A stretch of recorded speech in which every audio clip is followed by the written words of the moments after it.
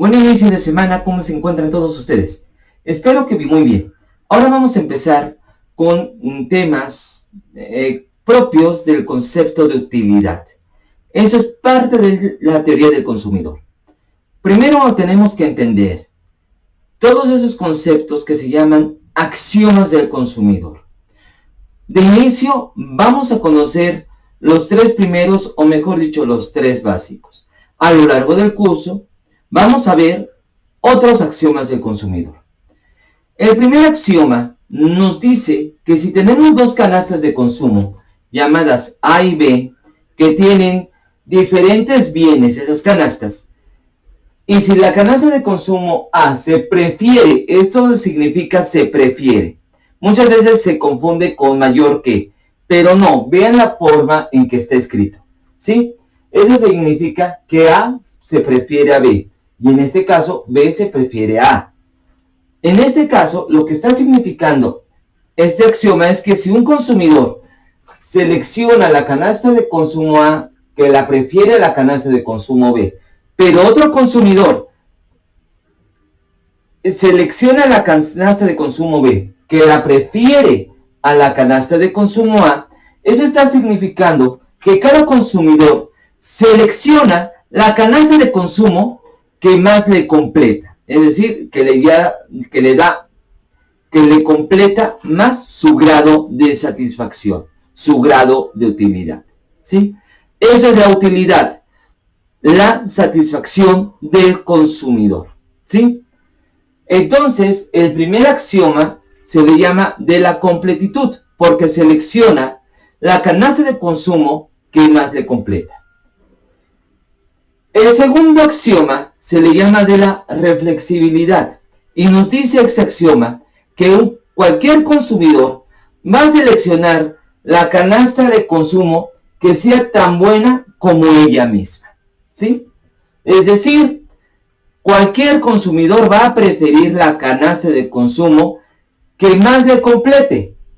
Y cuando llegue a esa, no va a seleccionar otra canasta de consumo que sea tan buena como ella misma. Por eso se le llama la canasta de la reflexibilidad, o el axioma de la reflexibilidad. Es decir, las canastas de consumo deben ser completas y reflexivas. Y el tercer axioma nos dice que si tenemos tres canastas de consumo, A, B y C, y ese consumidor prefiere la canasta de consumo A la canasta de consumo B, y prefiere la canasta de consumo B a la C, por tanto, va a preferir la canasta de consumo a la canasta de consumo C. ¿Sí? Eso se le llama el axioma de la transitividad. ¿Sí?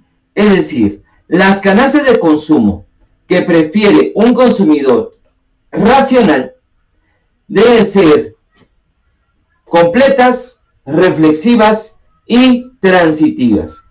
Esos son los tres primeros axiomas que vamos a ver. A lo largo del curso vamos a ver otros axiomas, ¿sí? A lo largo de toda esa teoría del consumidor vamos a ver otros axiomas. Pero esos son los tres primeros axiomas básicos, ¿sí? Ok. Cuando hablamos de utilidad, estamos hablando del grado de satisfacción que tienen los consumidores. ¿Sí? Eso es la utilidad. Lo útil, que son los bienes. Por eso estamos hablando de unidades útiles, de utilidad, del nivel de satisfacción. Un nivel de utilidad más elevado indica un nivel de satisfacción más alto, completo, reflexivo y transitivo. Pero vamos a ver, ¿cómo medimos estos niveles de satisfacción? Es difícil medir en la práctica o en la realidad un nivel de satisfacción, eso es claro. Pero podemos tener ciertas medidas para poder determinar un grado de satisfacción. o cómo calcularlo entre comillas. Para eso vamos a requerir de un concepto que se llaman curvas de utilidad, ¿sí? O de isoutilidad, o mejor dicho, curvas de indiferencia.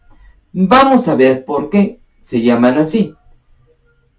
La primera curva de indiferencia que vamos a ver es una de las más comunes en el mundo de la economía y la más sencilla de todas.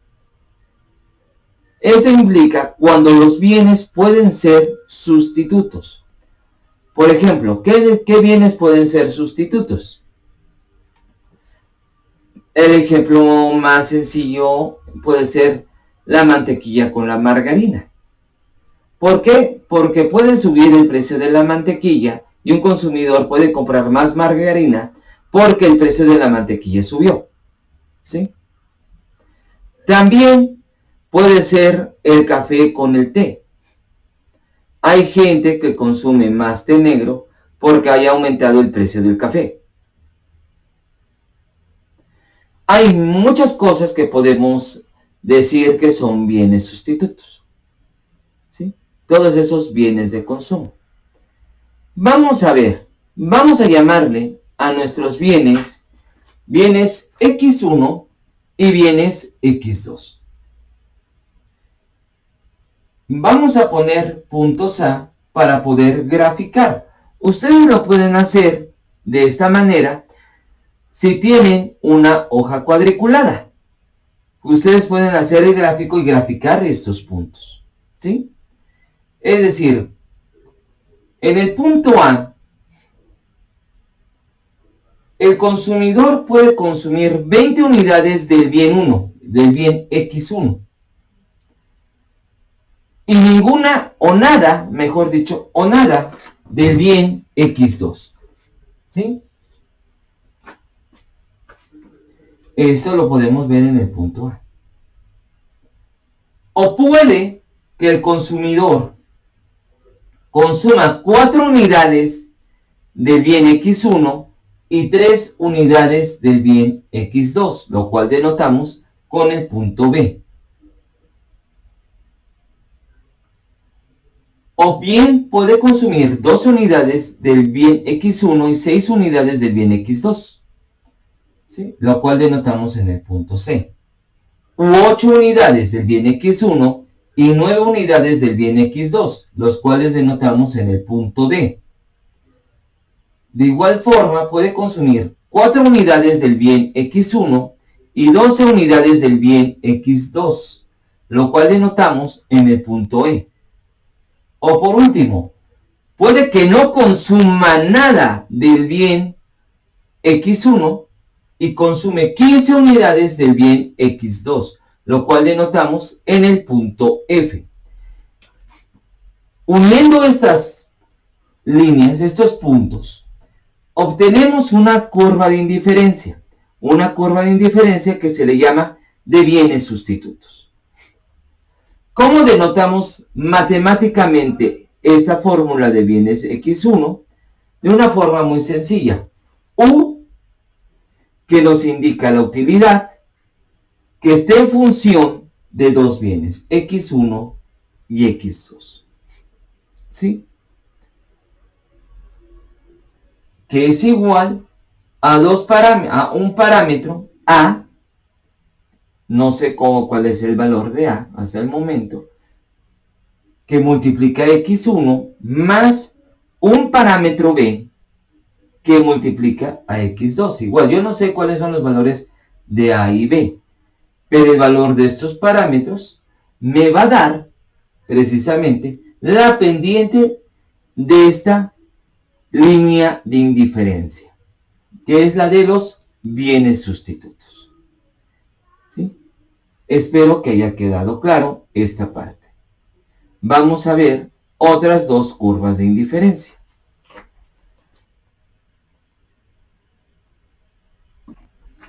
Bien, otros dos ejemplos de curvas de indiferencia. Pongamos este ejemplo, que en el punto A se consumen 2 unidades del bien X1 con 4 unidades del bien X2. en el punto B, se consumen 4 unidades del bien X1 con 8 unidades del bien X2.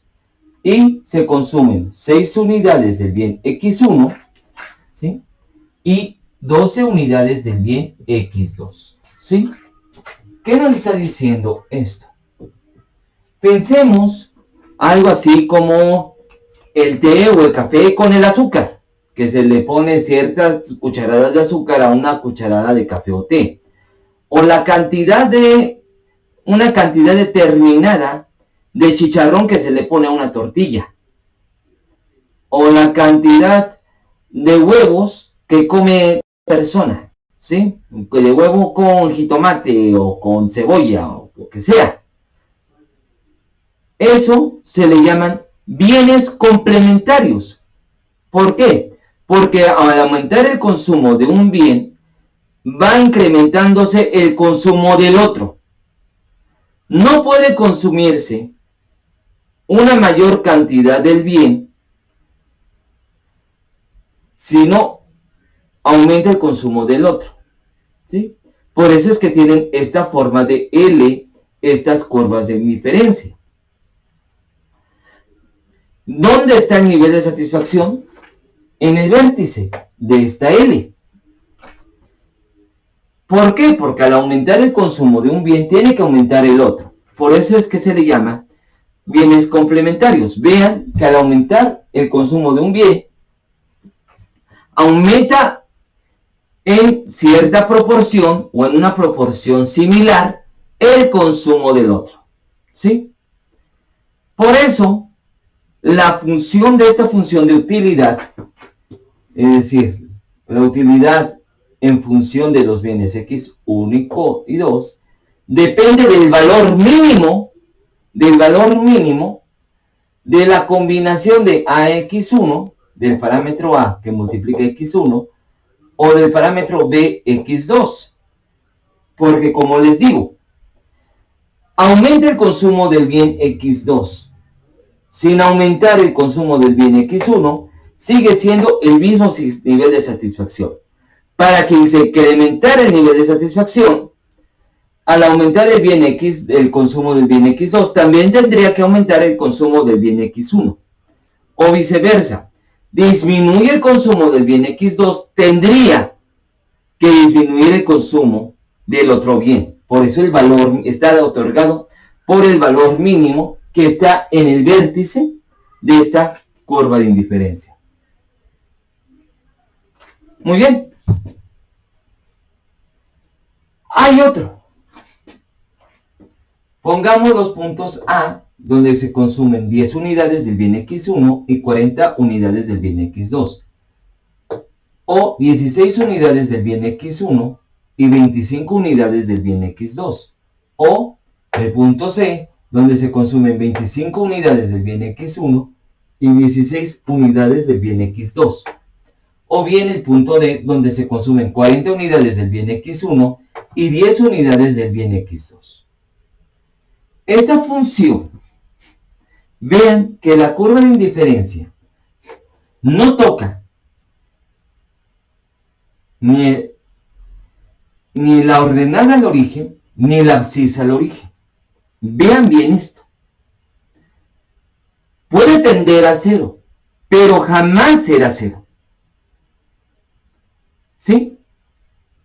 Jamás será cero. Puede tender a cero, pero jamás va a ser cero.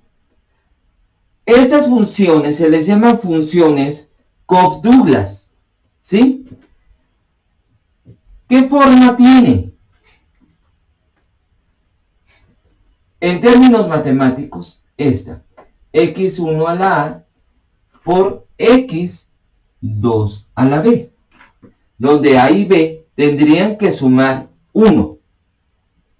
¿Sí? Tendrían que sumar 1. Esas funciones Cobb-Douglas surgen en la macroeconomía para poder medir las unidades de capital y trabajo, en los cuales son factores sustitutos. Estas funciones Cobb-Douglas se trasladan a la microeconomía y también se trasladan a la teoría del consumidor, porque pueden ser una relación similar, por ejemplo, cuando hablamos del consumo entre alimentos y ropa. Los seres humanos, jamás el consumo de ropa llega a ser cero, por muy pobre que sea, o jamás puede ser alimentos igual a cero, ¿sí? Igual, pueden ser otro tipo de bienes que pueden entrar como funciones Cobb-Douglas, ¿sí? Muy bien. Ahora la pregunta. Ya vimos 3 curvas de indiferencia. Bienes sustitutos, bienes complementarios y Cobb-Douglas. Pero ¿qué es al fin de cuentas una curva de indiferencia? Bien. Los ejemplos que vimos sobre los bienes complementarios del caso Cobb-Douglas son exactamente este ejemplo que se está diciendo del conjunto de puntos en el espacio de bienes entre los que el consumidor se siente indiferente. Es decir, esos puntos A, B, C, D, E, F en bienes complementarios o A, B, C, D en el caso de Cobb-Douglas son puntos en los cuales el consumidor se siente indiferente. ¿Esto qué significa? Que en el caso de los bienes complementarios, el consumidor es indiferente en el punto C que en el punto D. ¿Por qué? Porque le están otorgando el mismo nivel de satisfacción, ¿sí? Como le están otorgando el mismo nivel de satisfacción, entonces esa es una curva de indiferencia, ¿sí? Y en el caso de la Cobb-Douglas, los puntos A, B, C, D les están otorgando el mismo nivel de satisfacción. ¿Por qué? Porque están en la misma curva de indiferencia. En este caso, cada punto de la curva de indiferencia genera la misma utilidad, es decir, el mismo grado de satisfacción que cualquier otro punto de esa misma curva de indiferencia, ¿sí? A, B, C, D o A, B, C, D en la Cobb-Douglas o A, B, C, D, E, F en la de bienes complementarios están generando el mismo nivel de satisfacción. Si generamos esto, pensemos que las curvas de indiferencia, un punto aquí y un punto acá, dan el mismo grado de satisfacción, que aquí denominamos 10. Esto fue algo impuesto por mí, ¿sí? Estos números, ¿sí? De 10, 19, 26, 40, porque no vamos a decir, ay, tuve un grado de satisfacción de 40. Obviamente no nos comportamos de esa forma. Pero esto nos ayuda a facilitar el entendimiento de esto, ¿sí? En este caso, un punto aquí, un punto aquí, un punto acá o un punto acá, nos da el mismo grado de satisfacción. Un punto aquí, un punto aquí, un punto aquí, un punto aquí, nos da el mismo grado de satisfacción, ¿sí? Esas son curvas de indiferencia. Y estos también pueden ser considerados axiomas del consumidor, ¿sí? ¿Por qué? Porque las curvas de indiferencia pasan por cada punto en el espacio de bienes. Aquí, aquí, aquí. Aquí puede haber otra curva de indiferencia, aquí, aquí. Es decir, pueden existir diferentes puntos. No se intersectan. Eso sí puede ser considerado un axioma. Las preferencias del consumidor no se intersectan. Es decir, una canasta de consumo aquí no nos va a otorgar el mismo grado de consumo acá. Por tanto, no se pueden intersectar estas curvas de indiferencia. Van a tener pendiente negativa, ¿sí? Tanto en los casos de los Cobb-Douglas o bienes sustitutos, siempre va a existir una pendiente negativa. ¿Por qué? Porque sí existe cierto grado de sustitución en ambos bienes. Y esto es importante. Por eso también le puse los números, para indicar que entre más alejados estén nuestras curvas de indiferencias del punto de origen, nos está indicando niveles de satisfacción más elevados. En este caso, y por eso son preferibles utilizar las funciones Cobb-Douglas, porque son funciones convexas. ¿Eso qué nos está diciendo? La convexidad nos viene dada por la curva, de esta forma, ¿sí? Y en la mayoría de los casos, y el caso de los Cobb-Douglas, como ya se ha mencionado, puede tender a cero, pero jamás ser cero, en cualquiera de los dos lados, ya sea para el caso de los bienes X2 o para el caso de los bienes X1, ¿sí? Ahora bien, vamos a utilizar el ejemplo de Cobb-Douglas, no lo dejen olvidado, ¿sí? Para ver otro tema en adelante. Bien, vamos a entender un concepto muy tranquilo y muy sencillo. El concepto de marginal. Marginal está implicando todo cambio existente a medida que están cambiando ligeramente ciertas unidades. Vamos a entender en este caso el concepto de utilidad marginal. ¿Qué es la utilidad marginal? Pues mide el cambio de la utilidad a medida que cambia el uso de los bienes, ¿sí? O más bien el uso de uno de los bienes. Vamos a decir, la utilidad marginal del bien 1, vamos a denotarla como la UMG1, que mide el cambio del nivel de satisfacción a medida que cambia el uso del bien 1. De igual forma, la utilidad marginal del bien 2 mide el cambio del nivel de satisfacción a medida que cambia el uso del bien 2. ¿Sí? Así podemos definirlo. ¿Cómo cambia el nivel de satisfacción, el nivel de la utilidad, a medida que cambia el uso de uno de los bienes? ¿Sí? Vamos a ver un ejemplo rápido. Y con esto acabamos. Muy bien. Pensemos en dos curvas de indiferencia diferente. Los puntos A, B, C y D que conforman una curva de indiferencia, ¿sí? Que conforman una curva de indiferencia. De hecho, yo creo que deberíamos... Ajá. Bueno, sí, estoy bien, es más o menos. Una curva de indiferencia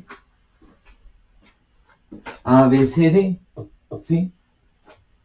Que nos otorgan el mismo grado de satisfacción, los puntos A, B, C, D, y una más elevada, con los puntos E, F, G, en las cuales estas canastas de consumo son indiferentes. Pensemos un caso, ¿sí? Pensemos un caso. Permítame pasar. Quiero, al fin de cuentas, pasar de un nivel de consumo de 16 a 25 unidades del bien X1. ¿Sí? Inicialmente, yo tengo 16 unidades y aumento el consumo a 25 unidades.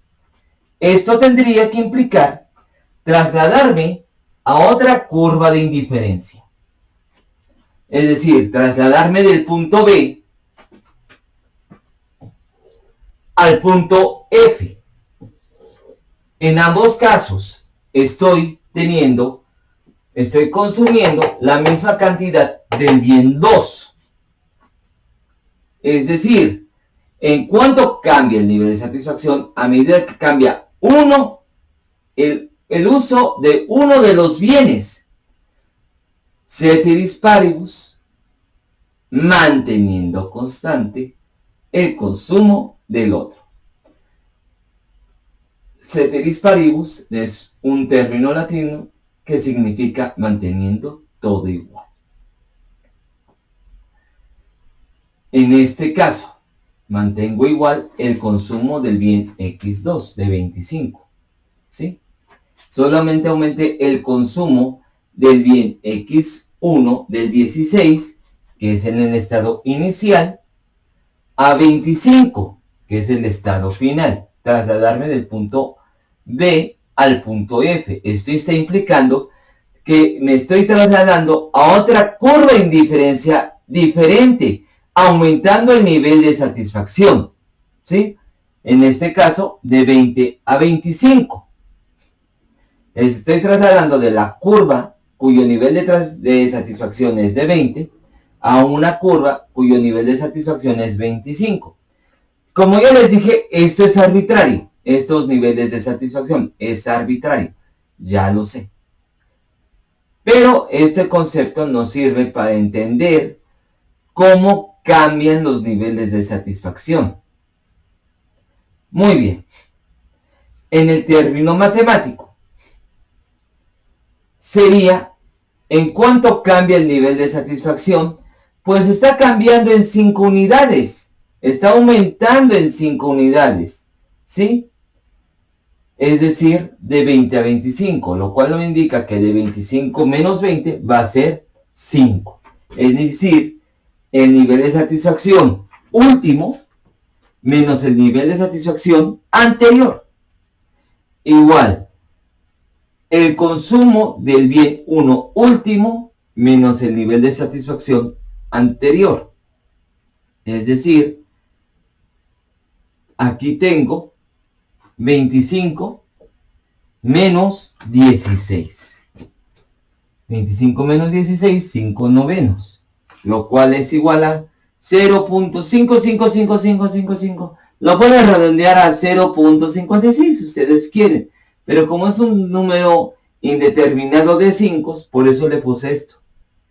Lo cual me indica que son 5, 5, 5, 5, 5, 5, 5. Y etcétera. Etcétera de 5. ¿Sí? Vamos a ver ahora otro ejemplo. Guarden esto para la siguiente clase. Vamos a ver otro ejemplo. Ahora pensemos en pasar del punto F al punto C. ¿Qué está implicando pasar del punto F al punto C? En el punto F ahora es nuestro punto inicial, ¿sí? Donde se consumían 25 unidades del bien 1. Ahora se van a consumir 25 unidades del bien 1. Pero ¿qué está pasando? En el punto F se consumían 25 unidades del bien 2. Y ahora se van a consumir 16 unidades del bien 2. Es decir, está dejándose de consumir, se está reduciendo el consumo del bien 2. Es decir, está disminuyendo el nivel de satisfacción. ¿Sí? En este caso, al disminuir el nivel de satisfacción, me está diciendo esto. Ahora, el nivel inicial de consumo del bien 2 es 25 y al final es 16. Y ahora tenemos lo siguiente. Ahora, el último nivel de satisfacción es 20 por 20. Antes teníamos un nivel de satisfacción de 25. Es decir, está reduciéndose el consumo y se está reduciendo el nivel de satisfacción, pasando de esta curva de indiferencia a esta. ¿Sí? Por tanto, si pasamos manteniendo constante el consumo del bien 1 en 25, tenemos 20 menos 25 menos 5, 16 menos 25 menos 9. Ya sabemos que menos por menos da más y tenemos esto. En algunos textos van a decir, es que esta relación es negativa. Sí es negativa porque lo que está ocurriendo es que se está reduciendo el nivel de satisfacción. Pero al fin de cuentas la utilidad marginal de nivel 2, es de 5/9. ¿Ok? Bueno,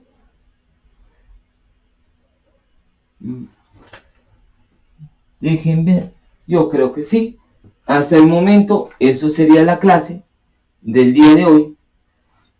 La siguiente semana vamos a ver los conceptos de relación marginal de sustitución, así como otras curvas de utilidad que no solamente implican bienes, sino también todo aquello que implica males, bienes neutrales y preferencias cuasilineales. De igual forma, vamos a compaginar precisamente toda esta teoría de la utilidad con todos estos conceptos que vimos la clase pasada de la recta presupuestaria, ¿no? Una primera visión. Bueno, hasta el momento eso es todo y les deseo un buen inicio de semana. Pásenla muy bien.